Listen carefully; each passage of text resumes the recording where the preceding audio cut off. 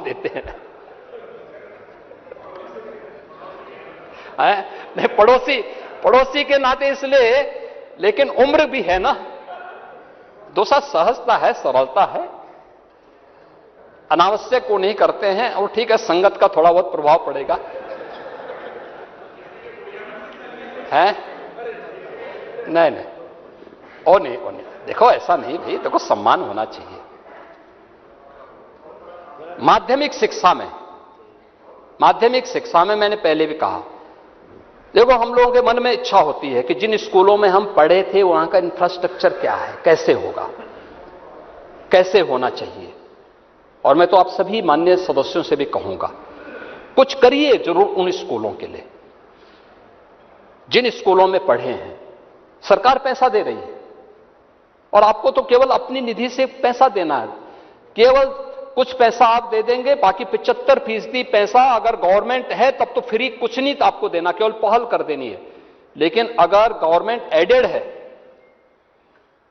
तो वहां पर हम लोगों को व्यवस्था देनी चाहिए कि 25% पैसा हम कहीं से इकट्ठा करवा करके CSR से दें, अपनी निधि से दें, कैसे दें, और बाकी 75% पैसा सरकार दे रही है। आखिर वहां पे कोई भी बच्चा पढ़ेगा तो यूपी का बच्चा पढ़ेगा, हमें उसके लिए अच्छा इंफ्रास्ट्रक्चर देना चाहिए उसको, और उसके लिए सरकार ने काम किया है और उस पर हम लोग पूरी व्यवस्था के साथ कार्य कर रहे हैं। प्रोजेक्ट अलंकार के साथ साथ हम लोगों ने खेल इंफ्रास्ट्रक्चर पर भी यहां पर सहयोग किया है। PM श्री के अतिरिक्त भवन निर्माण के लिए भी हम लोगों ने पैसे की व्यवस्था की है, और बालिकाओं के लिए 300 करोड़ रुपए हम दे रहे हैं उनको, वहां पर सैनिटरी नैपकिन के लिए 300 करोड़ रुपए की व्यवस्था माध्यमिक शिक्षा के स्तर पर हम बालिकाओं को ये दे रहे हैं, इसको देने जा रहे हैं। और कैशलेस की व्यवस्था सभी शिक्षकों के साथ साथ शिक्षणोत्तर कर्मचारियों को देने की व्यवस्था भी सरकार ने इस बजट में की है, और उसको हम करेंगे। कुछ लोग इसमें अनावश्यक गफलत पैदा कर रहे हैं, लेकिन ये उसका हिस्सा है और उसको हम लोग उसके तहत ही इस कार्य को करेंगे। आपने उच्च शिक्षा की आप बात कर रहे थे। उच्च शिक्षा में quality education, skill, research and digital ecosystem infrastructure के लिए भी सरकार ने आज एक ग्लोबल कंपटीशन के लिए अपने आप को तैयार करने की दिशा में आगे बढ़ा है, और सरकार ने इसके लिए तमाम अन्य कार्यक्रमों को आगे बढ़ाया है। देखिए, नेक का जो मूल्यांकन होता था उसमें अगर आप देखेंगे तो यूपी की छलांग क्या है। आपके समय में नेक का मूल्यांकन और उसमें जो हमें ये प्लस की जो रैंकिंग मिली थी वह आपके समय में 0 थी। आज प्रदेश के 6 राज्य विश्वविद्यालय ऐसे हैं जिन्हें ये रैंकिंग प्राप्त हुई है। नेक एक्रीडेटेड संस्थान में जो पहले 95 से कम थे, आज उनकी संख्या 158 हुई है, और नेशनल इंस्टीट्यूशनल रैंकिंग फ्रेमवर्क में NIRF में ये संख्या आपके समय में 32 थी, आज ये बढ़कर के 158 हुई है, और वैश्विक मंचों पर QS रैंकिंग में प्रदेश की अपनी एक नई पहचान स्थापित हुई है। पेटेंट फाइलिंग 17 के पहले ये बहुत कम थी, मेरा अनुमान है कि 50-60 रही होगी,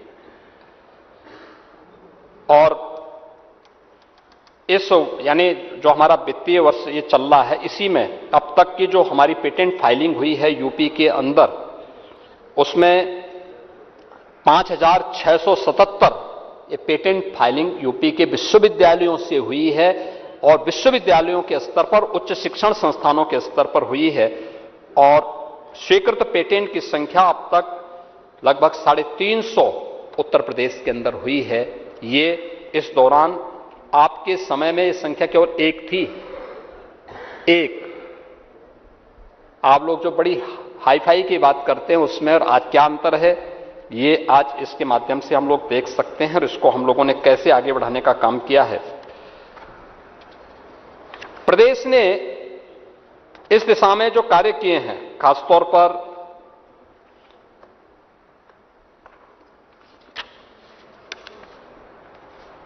आप प्राइवेट विश्वविद्यालयों की बात भी कर रहे थे और मुझे लगता है कि आपके समय में जो प्राइवेट विश्वविद्यालय बने थे, हमें किसी के बारे में वो नहीं करना कोई टिप्पणी नहीं करनी, लेकिन भेदभाव होता था। हमारे समय में भेदभाव नहीं होता है। हमने एक पॉलिसी बनाई, पिक एंड चूज नहीं किया, एक पॉलिसी बना दी। इस पॉलिसी को जो भी नियमों का पालन करेगा हम मान्यता देंगे। लेकिन आप मुझे बताइए कि आपके समय में विश्वविद्यालयों की स्थापना के लिए या मेडिकल कॉलेज की स्थापना करने के लिए पिक एंड चूज होता था। 6 कमिश्नरी हमारी ऐसी थी जहां कोई विश्वविद्यालय नहीं था, जिसमें सहारनपुर कमिश्नरी थी, मुरादाबाद कमिश्नरी थी, मिर्जापुर कमिश्नरी थी, अलीगढ़ कमिश्नरी थी, आपके देवीपाटन कमिश्नरी थी और आजमगढ़ कमिश्नरी थी।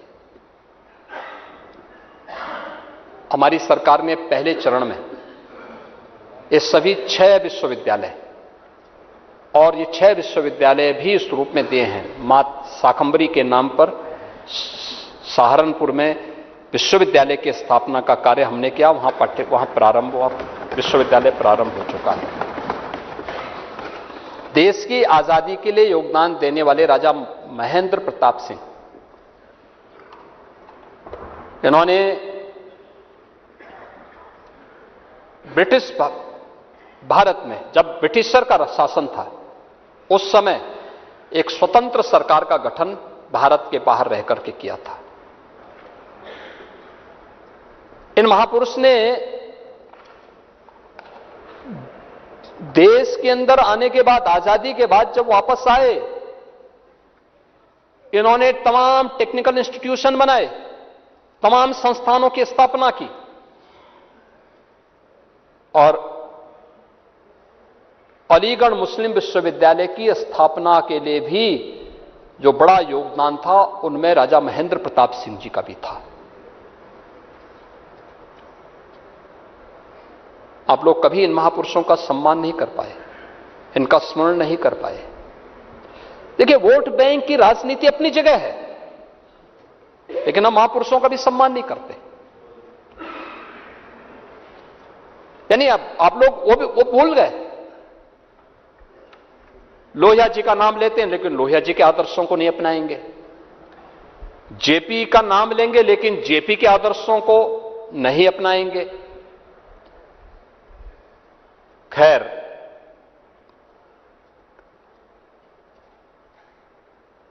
महाराज सोहेलदेव के नाम पर आजमगढ़ में विश्वविद्यालय है। ये डबल इंजन की हमारी सरकार ने बनाया है। अब बन गया विश्वविद्यालय, प्रारंभ हो चुका आजमगढ़ में विश्वविद्यालय। आप जाइए एक बार राजभर जी लेके जाइए, पांडे जी को भी। गए थे?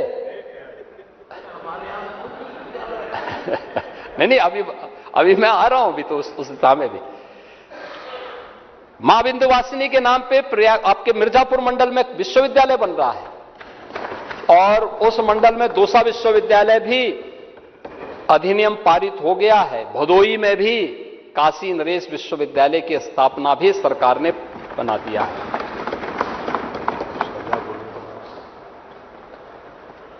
यानी ये सरकार की देवीपाटन में मां पाटेश्वरी के नाम पे विश्वविद्यालय की स्थापना का कार्य युद्ध स्तर पर कार्य चल रहा है। क्लासेस प्रारंभ हो चुकी है। मुरादाबाद में गुरु जंबेश्वर के नाम पे विश्वविद्यालय की स्थापना का कार्य इस सरकार ने किया है, हमारी सरकार ने किया है। आप भी तो कर सकते थे इस कार्य को, लेकिन हम लोगों ने गवर्नमेंट के स्तर पर यह विश्वविद्यालय भी स्थापित किए हैं और विश्वविद्यालय स्थापना करने के साथ साथ निजी क्षेत्र को भी स्वस्थ प्रतिस्पर्धा के लिए किया है। 2 विश्वविद्यालयों की मान्यता को हम जब्त कर चुके हैं और कार्रवाई कर चुके हैं, एक फिरोजाबाद में और एक हापुड़ में। जहां धांधली की कोई करेगा, कानून का उल्लंघन करेगा, हम ईज ऑफ डूइंग बिजनेस की बात करते हैं, स्पीड ऑफ डूइंग बिजनेस की बात करते हैं, तो हम लोग वहां पे कानून का उल्लंघन करने पर कानून के दायरे में उसको लाना भी जानते हैं और उसके तहत सरकार ने अपने कदम को आगे बढ़ाए हैं। दूसरा, एक स्वस्थ प्रतिस्पर्धा बने, ग्लोबल कंपटीशन के लिए हमारा युवा तैयार हो सके, इसके लिए वेस्टर्न सिडनी यूनिवर्सिटी भी अपना कैंपस ग्रेटर नोएडा में स्थापित कर चुकी है। सारी औपचारिकताएं आगे बढ़ चुकी हैं। हम लोगों ने कहा दुनिया भर के अच्छे विश्वविद्यालय आए, हमारे साथ प्रतिस्पर्धा करें, हम उसके साथ आगे बढ़ेंगे, वे हमसे सीखें, हम उनको सिखाएं। ये चीजें भी अब आगे बढ़ रही हैं और उस दिशा में हम लोगों ने कार्य को आगे बढ़ाना प्रारंभ किया है। प्रदेश ने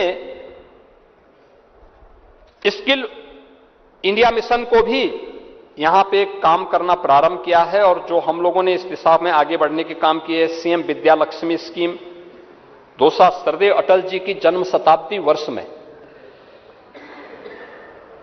ट्रेनिंग स्कॉलरशिप, ये उत्तर प्रदेश के उन नौजवानों को जो हायर एजुकेशन के लिए ब्रिटेन में जाना चाहते हैं उनको उपलब्ध करवाने के लिए हम लोगों ने यहां पे ब्रिटेन गवर्नमेंट के साथ मिलकर के प्रारंभ की है और इसको हम लोग अब लागू कर चुके हैं।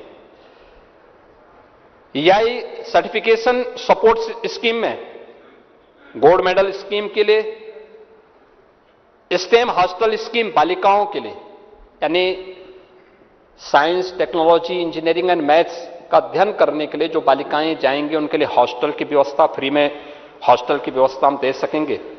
और बेटियों के लिए एक बड़ी स्कीम की घोषणा हम लोगों ने की है, रानी लक्ष्मीबाई स्कूटी योजना उच्च शिक्षण संस्थानों में हम लोगों ने व्यवस्था की है और इसको भी हम इस बार देने जा रहे हैं। इसके अलावा आपने जो बात कही, ऑलरेडी बजट में उसका प्रावधान है कि स्टेट एंड जो हमारी यूनिवर्सिटीज हैं, राज्य सरकार की जो यूनिवर्सिटी हैं और अन्य जो महत्वपूर्ण विश्वविद्यालय होंगे, जो संस्थान हैं जो रिसर्च के कार्यक्रम को, इनोवेशन के कार्यक्रम को आगे बढ़ाना चाहेंगे, उस विशिष्ट शोध के लिए हम लोगों ने इस बार हर एक विश्वविद्यालय के लिए एक निश्चित धनराशि भी बजट में उसका प्रावधान किया है। आईटी ने इलेक्ट्रॉनिक्स विभाग ने भी, आपने देखा होगा कि इस फील्ड में उत्तर प्रदेश ने पिछले 7 वर्ष के अंदर, 8-9 वर्षों के अंदर बहुत अच्छी प्रोग्रेस की है, बहुत अच्छी दिशा में हमारा कार्य कर गया है। मैंने यहां बताया भी है कि देश के अंदर मोबाइल का जो स्मार्टफोन बन रहे हैं 55% का अकेले यूपी बना रहा है पूरे देश का। इलेक्ट्रॉनिक कंपोनेंट का निर्माण का कार्य पूरे देश के अंदर यूपी लगभग 60% कर रहा है, काफी बड़े पैमाने पे कर रहा है। और इसमें हम लोगों ने अब जो वैश्विक निवेश के लिए सेमीकंडक्टर क्षेत्र की अग्रणी कंपनियों ने भी अब यूपी के अंदर निवेश करना प्रारंभ कर दिया है। और कल ही, यानी कल 21 को आदरणीय प्रधानमंत्री जी के कर कमलों से एक 5 यूनिट ये गौतम बुद्ध नगर जनपद में स्थापित होने जा रही है, यानी उसका शिलान्यास का कार्यक्रम होने जा रहा है, जिसमें दुनिया की अग्रणी कंपनियां भारत से जुड़ी हुई कंपनियों के साथ मिलकर के इस निवेश को यहां पर करेंगी। और ये बहुत बड़ी उपलब्धि यूपी का है और हमारा मानना है कि अब आने वाले समय में सेमीकंडक्टर परियोजना के क्षेत्र में परियोजनाओं के लिए 32,196 करोड़ के निवेश को हम लोग इस दिशा में आकर्षित करने की दिशा में कार्य कर रहे हैं। इलेक्ट्रॉनिक मैन्युफैक्चरिंग के लिए भी एक बड़े उसका प्रावधान यहां पे किया गया है और उस पर हम लोग सरकार वो करेंगे। आप देखें तो आप 15-16 में प्रदेश के अंदर कुल आईटी के फील्ड से जो सॉफ्टवेयर डेवलप होते थे वो केवल 15,000 करोड़ रुपए के ही यहां से एक्सपोर्ट हो पाते थे। आज इनकी संख्या 75 से 80,000 करोड़ तक पहुंची है, अकेले यूपी यहां से एक्सपोर्ट कर रहा है। स्टार्टअप कल्चर आपके समय थी ही नहीं। आप स्टार्टअप कल्चर क्या करते? आपका स्टार्टअप कल्चर तो कट्टा और क्या बोलते हैं उसको कट्टा बम, वो तो बड़ी इंडस्ट्री हो गई थी।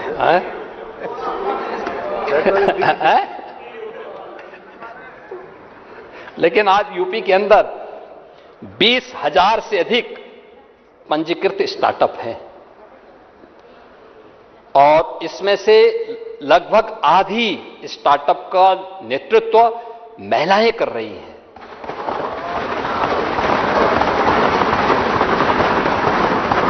और जो नेशनल स्टार्टअप रैंकिंग है उसमें यूपी टॉप परफॉर्मर स्टेट के रूप में उत्तर प्रदेश ने स्थान प्राप्त किया है।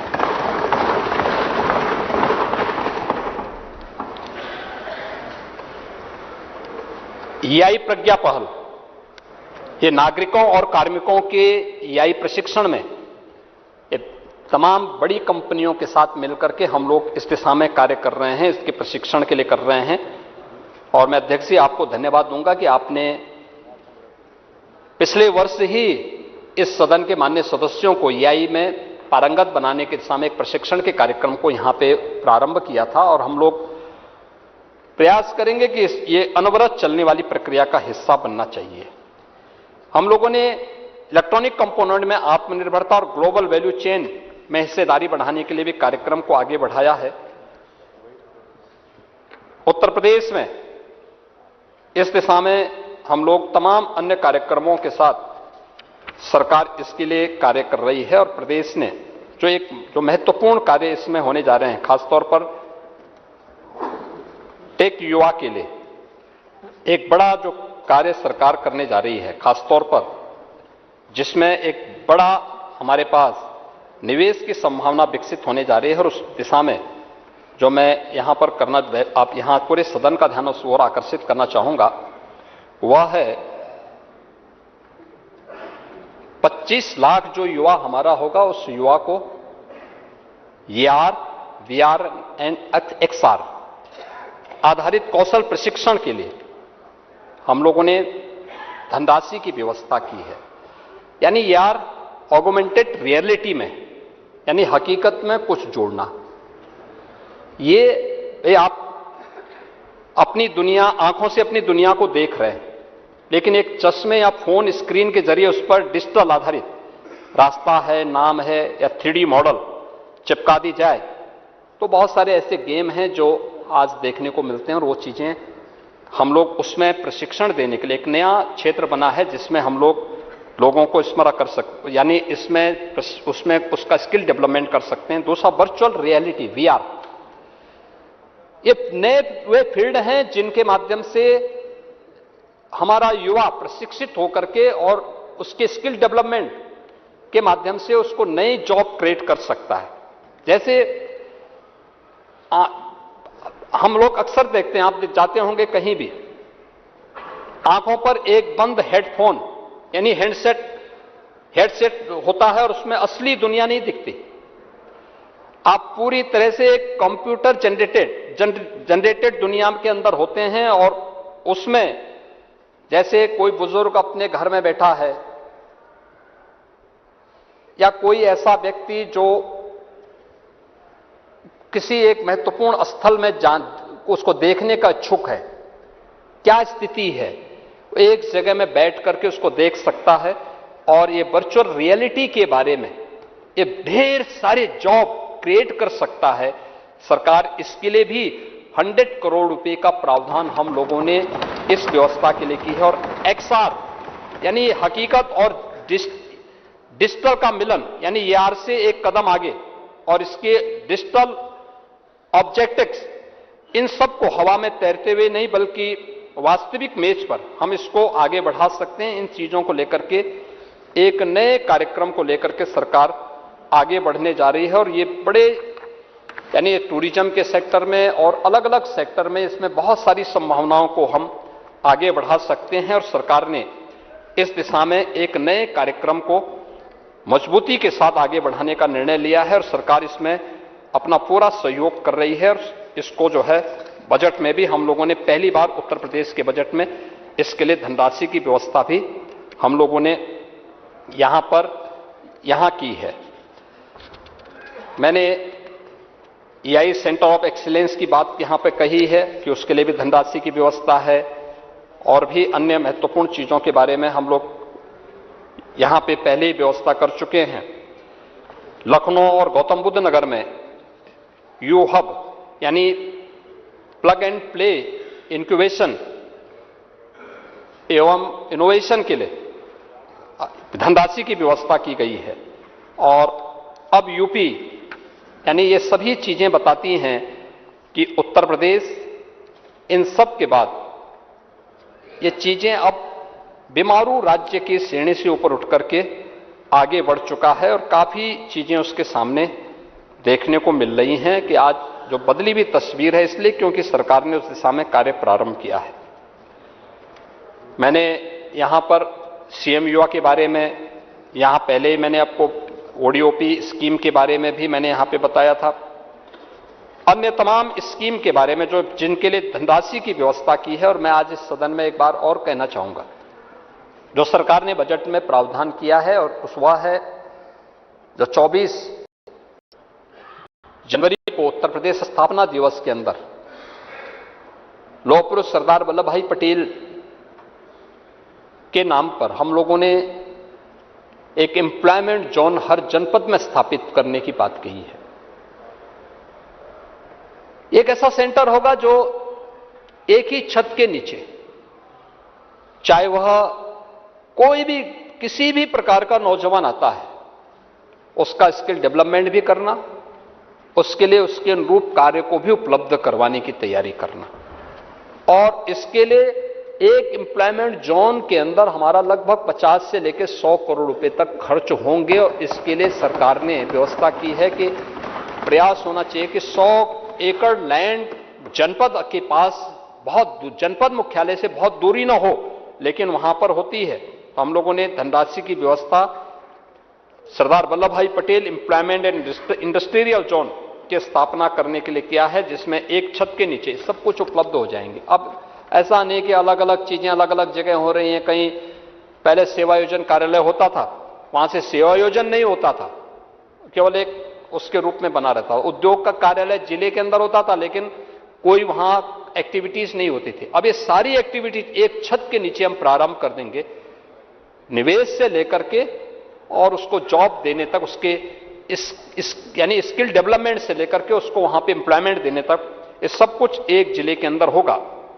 और उत्तर प्रदेश यानी उसी जोन में हम लोग सभी कॉमन फैसिलिटी सेंटर भी उपलब्ध कराएंगे, टेस्टिंग लैब भी उपलब्ध करा देंगे, प्रोडक्ट डिस्प्ले और डिजाइन सेंटर, प्रशिक्षण केंद्र, ये सब कुछ उसके अंदर ही, उसी जोन के अंदर हम उपलब्ध करवाएंगे। एक बड़ा सेंटर बनेगा जो यूपी को एक नई पहचान उपलब्ध करवा सकता है। और एक नई स्कीम के लिए भी धनराशि की व्यवस्था की गई है, वह है 1 डिस्ट्रिक्ट 1 कुजीन के लिए, एक जनपद एक व्यंजन। उत्तर प्रदेश तो इस दिशा में काफी प्रगतिशील रहा है और उत्तर प्रदेश ने काफी यहां पे प्रगति भी की है। और हमारे यहां हर जनपद के अंदर कुछ ना कुछ विशिष्ट रहा है। कौन नहीं जानता है, बचपन से हम लोग जानते रहे हैं कि मेरठ की रेवड़ी और गजक के बारे में, हाथरस की हींग के बारे में, हापुड़ के पापड़ के बारे में, इलाहाबाद के अमरूद के बारे में, बलिया के हलवा के बारे में, यानी ये सभी जौनपुर की इमरती,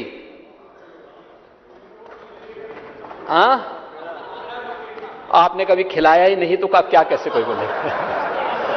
आप खा खा करके स्वयं मोटा गए, लेकिन कभी आप लोगों ने खिलाया।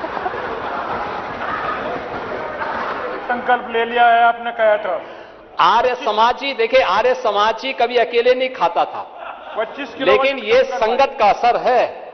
अगर आप इधर होते ना तो ये नहीं करते। लेकिन अब इस कुजीन के लिए सरकार ने ओडीओपी की तर्ज पर उसकी गुणवत्ता को भी ध्यान रखना है, पैकेजिंग को भी, ब्रांडिंग को भी और मार्केटिंग को भी, और उनके प्रशिक्षण को भी हम एक साथ करने जा रहे हैं। और इसके लिए भी बजट का प्रावधान हम लोगों ने यहां पर व्यवस्था की है। मैंने इसके बारे में पहले ही बताया है, महिला उद्यमिता सशक्तिकरण के लिए भी हम लोगों ने यहां पे काफी, उसमें पहले से हम लोगों ने इसके बारे में बात की है। महोदय, ये अर्बनाइजेशन के बारे में भी हम पहले से, मैं यहां पे चर्चा कर रहा था, नई टाउनशिप स्थापित करने के लिए उत्तर प्रदेश जैसे राज्य में 25 करोड़ की आबादी, और हम लोगों ने बजट में इसके लिए व्यवस्था की है कि अगले 5 वर्ष में 100 नई टाउनशिप विकसित करने का हमारा लक्ष्य है। 100 नई टाउनशिप प्रदेश के अलग अलग जनपदों में इसको स्थापित करेंगे। हम लोगों ने अभी हाल ही में 114 टाउनशिप के प्रस्ताव स्वीकृत भी किए हैं, जिनमें तेजी के साथ गरीबों के लिए भी और हर तबके के लिए आवास के निर्माण हो रहे हैं और उसके लिए जगह जगह लैंड बैंक बनाने की कार्रवाई भी तेजी के साथ आगे बढ़ी है। भारत सरकार की जो compliance reduction and deregulation policy के अंतर्गत जो महत्वपूर्ण घोषणा है, अब तक होता क्या था, एक गरीब छोटा सा मकान बनाता था तो लोग जाके उसको परेशान करते थे। हम लोगों ने तय किया है कि 100 वर्ग मीटर तक आवासीय एवं 30 वर्ग मीटर तक व्यावसायिक भूखंड पर केवल पंजीकरण करने की आवश्यकता, उसको नक्शा पास कराने की आवश्यकता नहीं है। वो अपना केवल पंजीकरण कराए और घोषणा करें कि इससे ज्यादा नहीं है, कोई उसको परेशान नहीं करेगा। अगर परेशान करेगा तो कार्रवाई होगी। 500 वर्ग मीटर आवासीय और 200 वर्ग मीटर वाणिज्यिक तक स्वतः मानचित्र अनुमोदन की व्यवस्था भी की गई है। यानी ये सारी चीजें अब ऑनलाइन की तरफ हम लोग बढ़ रहे हैं और इन सब प्रयासों से उत्तर प्रदेश के अंदर नए रोजगार की सृजन किस रूप में होंगे, उद्योग लगाने में, होटल बनाने में, चिकित्सालय बनाने में और सेवा क्षेत्र में तमाम प्रकार के निवेश इसके माध्यम से प्रारंभ होंगे। और लखनऊ में मेट्रो फेज 4 बाग से बसंत कुंज तक के लिए भी 1268 करोड़ रुपए का बजट का प्रावधान हम लोगों ने इस बजट में कर दिया है। आदरणीय प्रधानमंत्री जी परसों देश की पहली नमो भारत ट्रेन का उद्घाटन करेंगे। मैंने अभी परसों भी कहा था यहां पे इस सदन में, राज्यपाल जी के भाषण का जवाब देते समय मैंने कहा था, मेरठ से दिल्ली की दूरी तय करने में आपके समय में कितना समय लगता था? घंटों लोग जाम में फंसे रहे।